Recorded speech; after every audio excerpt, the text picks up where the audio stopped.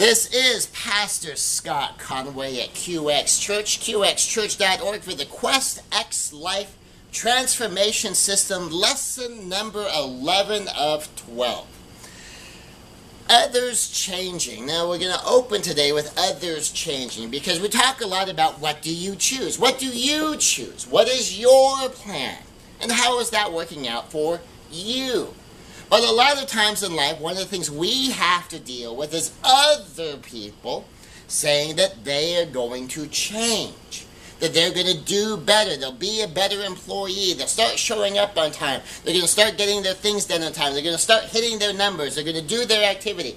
Or at home, in personal relationships, our kids saying, yeah, I'm going to get my homework done, I'm going to get better grades. Even our spouses saying, we're going to go do something. We're going to have date nights. We're going to spend massive quantities of time together. We're going to be intimate more often. They're going to happen. But one of the things to always be aware when other people need to change as part of the plan, when other people need to change as part of an outcome, maybe an outcome that you've worked out jointly, remember how hard it is to really change. Think about the magnitude of the change that is being contemplated. So, for instance, if I'm looking at wanting to have a much better marriage, I want to have a much more intimate marriage, a much more powerful marriage. I want to do date nights. I want to take my wife out to shows and to dinner and spend some romance time together and do all of this stuff. And that might be a great idea. I might talk about wanting to spend lots of time together. I might talk about wanting to really invest in this relationship. But if the nature of my career, if the nature of my job isn't going to give me the time to do that, I need to make some major changes. Or if I've always been an introvert and all the goals I'm talking about are extrovert sort of things, where I'm going to be in conflict with my own temperament, in conflict with my own personality. If the things that I'm promising I'm going to do are outside of my normal character, outside of my normal behavior, outside of my personality, outside of my temperament, if they're different than what I have a history of doing in any meaningful way, that's going to be hard. And if I remember how hard it is for me to change, I can understand how hard it might be for somebody else to change, for somebody else to keep their promises, depending upon what they're promising. So if what they're promising they're going to do is something that they can do, I know they can do it. They have a history of doing it. Something happened that derailed them. Maybe someone's been a brilliant employee for years. They've been a brilliant employee. You've engaged them in this partnership for a long time. Most of the time, over the course of years, everything's been great, but they're having a problem with one of their kids, and it's some serious thing. It's majorly disrupting their family, and it's been resolved now. In some way, shape, or form, it's been resolved. Can you reasonably expect them to kind of get back on their game and be able to kind of give you the same performance they could do before the problem if the problem has been resolved? Yes, you can. What if, on the other hand, what changed is the married couple had a child? And being parents is very distracting to your team member, to your employee, to your business partner. Can they just decide, okay, I'm not going to be distracted by my kid anymore? Maybe. There's no history there to tell you whether or not they can do that. And so you want to be optimistic. You want to give them a chance, but you want to be cautiously optimistic. Cautious enough to understand this may not work. And if I have any reason to believe this may not work, I need to be very careful about building that into a core support pillar for whatever it is I'm doing, depending how important what I'm doing is. So if the performance, the existence of my business depends on this person being able to play all out for the next 6 months, and he's got a 2-year-old at home that for 2 years has been a distraction, can I rest the fate of my company on the shoulders of somebody who has a 2-year history of being distracted by parenting, and somehow they have to go the next 6 months without being distracted at all. That might be dangerous. So part of the cautious part is you construct things in such a way so it does not depend upon the success of someone else hitting so it does not depend on somebody else's success of hitting their goals, hitting their marks, hitting their numbers on their first try. The optimistic is you believe that they can. If you have any reason to think they can and they're going to make a sincere effort, you let them have their shot, if you can, within the bounds of being cautiously optimistic. And as you deal with this issue, you have the same basic questions. What is their choice? What do they choose? If someone says, I choose to be 100% committed here, I'm not going to be distracted anymore. When I'm at work, I'm going to be 100% at work. Okay, well then that's their choice. But if they come to you and they tell you, well, I need to find a way to balance home and the office, then that's their choice. And if what you need is someone who's 100% at work, but what they've chosen is balance, you cannot build your pillar on, I choose 100% work. They made their choice. They need balance. They're trying to keep a family together. They're trying to be a parent here. And they need balance in their life. So you can't have your plan that mandates they do something that's not their choice. That makes sense, right? Hopefully that's obvious. And as obvious as that might seem, I am stunned at how often I see people make plans assuming someone's choice is different than the choice they've declared. Most often I see this in personal relationships. One person chooses no kids, one person chooses kids, but says, that's okay, I'll change his mind. One person says, I don't want to get married, the other person says, well, I do want to get married, so that's okay, I'll change his mind. One person says, well, I'm going to move out of town when I graduate, and the other person doesn't believe they're going to do it. And then they do it, and they're hurt. Like that was their choice, that's what they told you they were going to do. So if someone says, you know, I'm quitting my job at the end of the year, and you've got this 2-year project that requires them, you're ignoring their choice. So, well, that's okay, I'll change his mind. I'll just offer him more money, he'll stick around. So you honor someone's choice. What is their choice? What is their plan? In this whole program, we've been talking about how complicated plans can be. And of course, how is that working out for them? As they implement their plan, as they hit that point of first action. How are they doing? Just right out of the gate, how are they doing? At that point of first crisis, how are they doing? If someone says, I'm 100% at work. I will not leave the team. I'm going to be here and do the job. And the first time that phone rings and it's the school saying something's going on with your kid, can you get here? Do they leave? Now, if they're going to do the parenting thing as a priority, if they're balancing home and work, well, they're going to want to leave. But if they promise you, I'm 100% at work, I'm 100% committed, and then they leave, you know, okay, I can't count on this person. Now, does that mean they're a bad person? No, it means they're balancing home and work. But it means if you need to count on them 100% at work, you can't. They made a choice. They implemented their plan, and they can't follow through. And that's how is that working out for them? How is that working out for them? Brothers promise change in the plan now is the same plan that failed before. Be prepared for the same process as last time to produce the same result as last time. Some people will change. Some people won't. Some can, some can't. Some will, some won't. Some can and will. Some can and won't. It's just one of those things. It's just the way it works.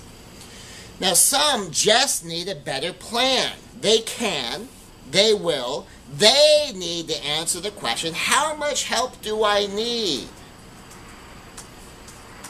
Frankly, they may need this program. Share it with them. Give them your copy. Talk to them about the concepts of how you put together a plan and how you make sure you follow through, how to upgrade plans when something's not working. And then the big topic for today, with a converse side note, victory. Decide when to declare victory. When do you just say, I won, I did it, yay! Now here's the converse to decide when to declare victory, is consider if you have to concede defeat. This is the flip side of it. Sometimes it's game over. Thank you for playing. You can go home now.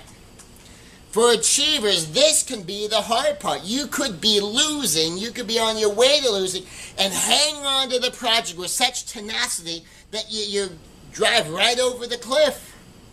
So sometimes you have to know when to cut your losses on a process goal. Sometimes you just have to concede that sometimes it just didn't work.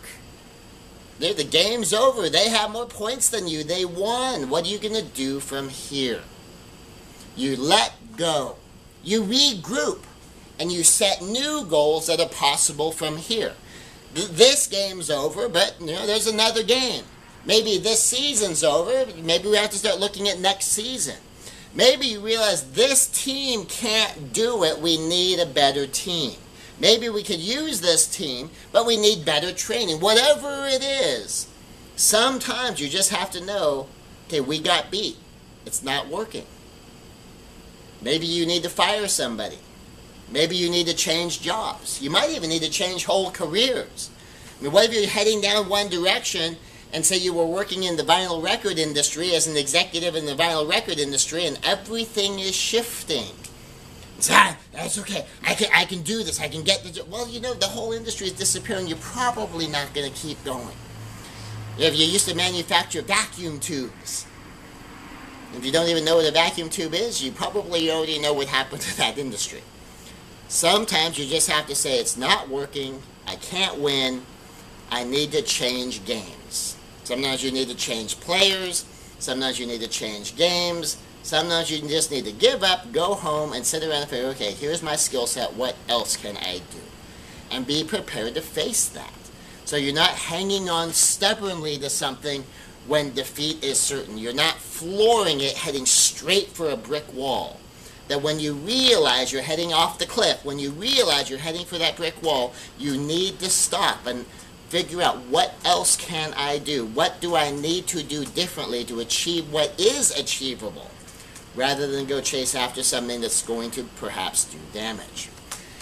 Now back to the main point. Declare victory. Celebrate. Now, I don't know why so many people struggle with this. I was talking to an acquaintance of mine, a professional colleague. He teaches corporations memory strategies and how to think, and how to not only break out of the box, but how to get to that place where for you there is no box. And one of the things as he and I were talking about how people pursue goals is the idea how people will punish themselves when they're pursuing a goal. And in his material, someone could learn this and go, I wish I knew this 5 years ago. I'm just such an idiot. What? And they're punishing themselves for not knowing something they just learned. They punish themselves for not having already accomplished something they're just starting. And when they start to do that, they're not going to succeed. Well, people sometimes do that at the end. It's like, okay, I finally achieved this goal. Now what can I do? And there's no celebration, there's no victory. Just off to the next thing. So declare victory, celebrate as you go. Don't just have the sense of relief, okay, that's over. Have a party, enjoy yourself. Now celebrate victories along the way, even with as little as some self-congratulations. Just pause and go, hey, I did good. That was a good job. Pat yourself on the back. That might be your entire celebration. That might be you just congratulating yourself. You did day one. You took your first act. Hey, I'm on my way. I took my first step. That journey of 1,000 miles needed this step. I just took this step. That's pretty good. I've gotten started. And that might be your whole celebration. That's your first victory, that first step.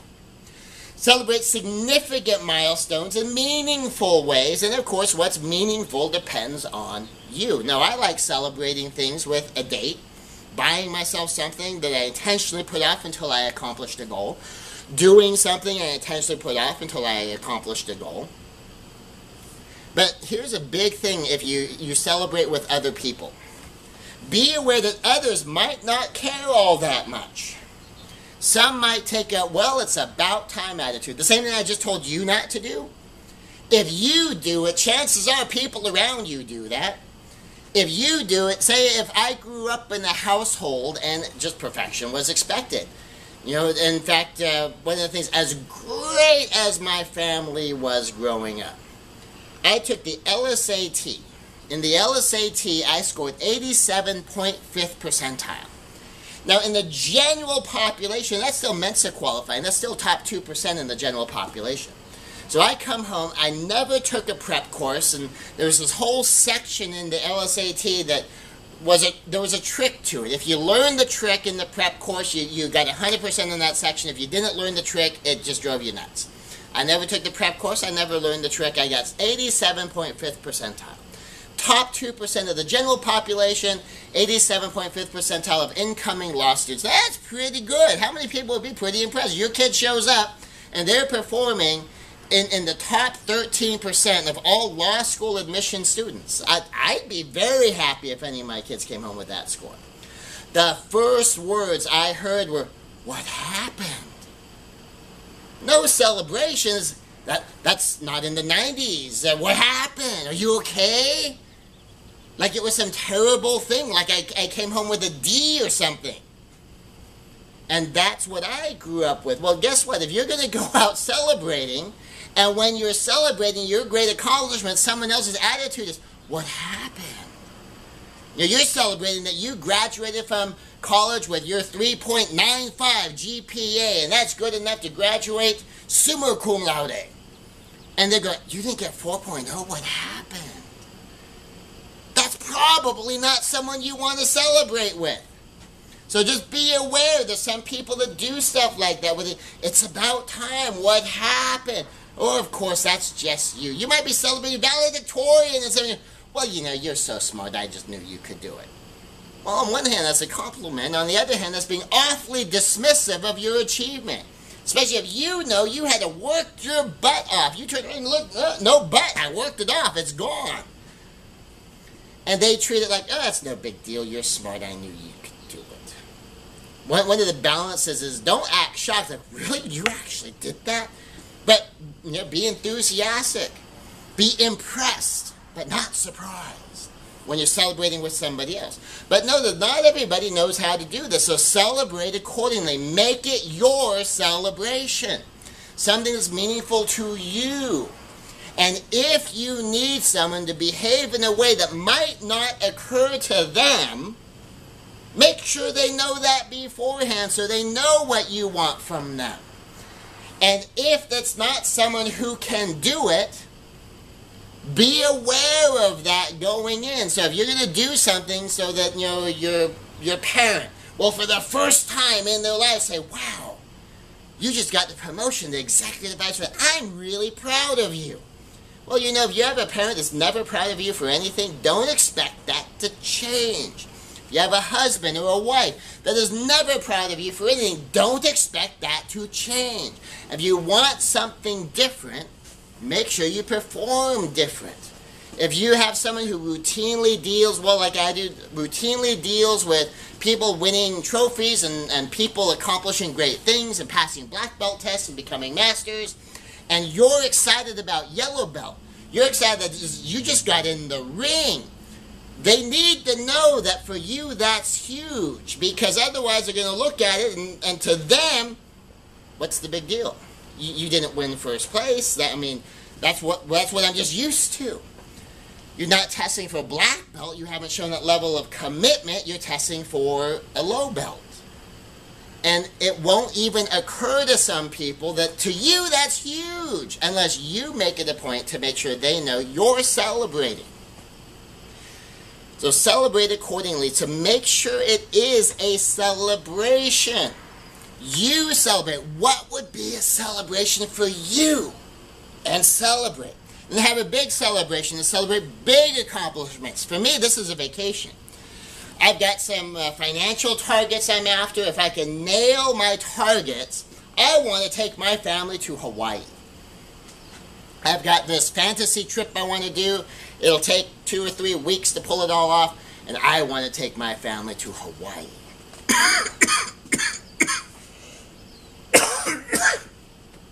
Pardon me, my goodness. So declaring victory in compass heading goals. Progress is normal.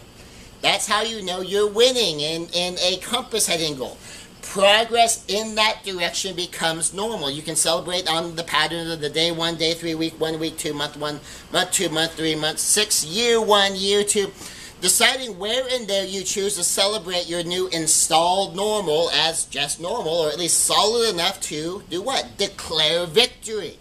Celebrate your milestones and decide when are you declaring victory. Victory in process goals. Your activity is normal for you. The same pattern can be good. The day 1, day 3, week 1, week 2, month 1, month 2, month 3, month 6, year 1, year 2. And decide where in there you will declare victory. Depending on your process, you can set your own schedule, but decide what process is enough of a performance over enough time to declare victory. Say, I've won. It might still be an everyday, one day at a time sort of deal, but at some point say, you know, I hit 6 months. I'm declaring victory on this. I still have to walk it out, but now I'm confident I can. Next goal. Let's queue up the next one. Let's get going. Victory in destination goals is the most obvious. You arrive. And remember, on big goals, have lesser included goals. Have those milestones along the way. Maybe even micro goals or process starting goals, and celebrate those. And really celebrate the big achievements. Like I said, I like to do big achievements with a vacation. Depending on how big it is, determines kind of how big I want the vacation to be. And how many people and who I want to have on the vacation with me. Now, when you've achieved something, here's another question you have. What next? And when? It's perfectly okay. And for some achievers, this is hard to realize, especially about other people. It's perfectly okay to take a break. When you've accomplished something major, take a break if you like. That's okay. You might dive right into the next thing. You might want to take a break. If you just graduated with your degree before you jump right into your career, you might not want your first day of your new job to be the day after you graduated. You might want to take your summer off. Go have one last big summer vacation and then go to work. Or you might want to hit the ground running. Say, I graduate on Tuesday, I begin my new job on Wednesday. Heck, you might even begin your new job on Monday and graduate on Tuesday. Perfectly okay to work on a few smaller things after you've done something major. You might be inspired, on the other hand, to try something even bigger. You accomplished this, I can do that, and head out for the next big thing immediately and keep the momentum going. And which one of these you do basically just depends. What have you accomplished and what do you want to do? What do you choose? And what's your plan? And how's that working out for you? It's your life, it's your choice. You decide. You declared victory. What will you do next? And when will you do it? Will you start right away? Will you give yourself a break and start later? Will you take a vacation and start later? That's up to you. You might simply set a schedule to rest for now and decide your next goal, your next set of goals at some particular time in the future, saying, you know, I'm not even going to think about what I'm doing next. I'm taking a month off. Or I'm taking a week off. Or I'm just going to enjoy my weekend and I'll take a look at things on Monday. I mean, and all of that would be perfectly okay. It's your life. It's your choice. You decide.